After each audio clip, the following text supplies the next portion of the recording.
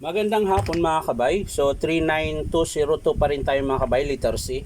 Kasamahan to dun sa dalawang grinder kanina na ni-repair ko mga kabay. So ito mga kabay, ang sabi mahina ang hammer. Ayan. So gumagana po. Ngayon, testing natin yung hammer.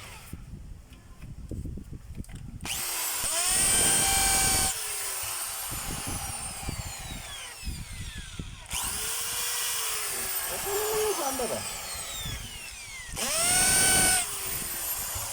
So naihinaan siya sa hammer mga kabay. So i-check natin kung pudpud yung baka selector lang o kaya spindle. Ayan. So tara mga kabay, samahan nyo po ako. So ayan mga kabay, nabuksan ko na po. So i-check natin yung sa hammer niya. Dahil yan ang sabi, mahina daw. Oh.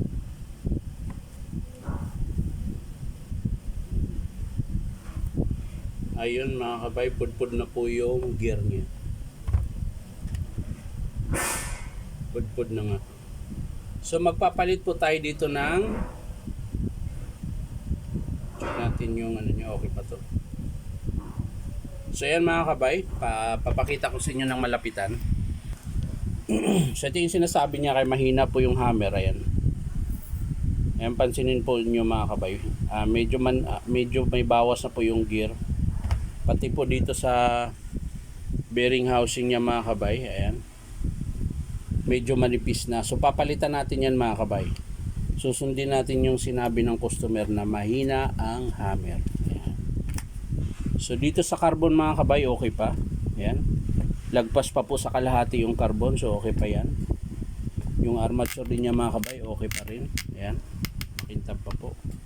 So ang papalitan lang natin, yun lang pong dalawa. Spindle gear. Yung chuck niya mga kabay, mukhang pwede pa.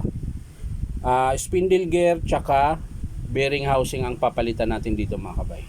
So yan lang mga kabay, maraming salamat sa panonood at pa-like and share na rin po.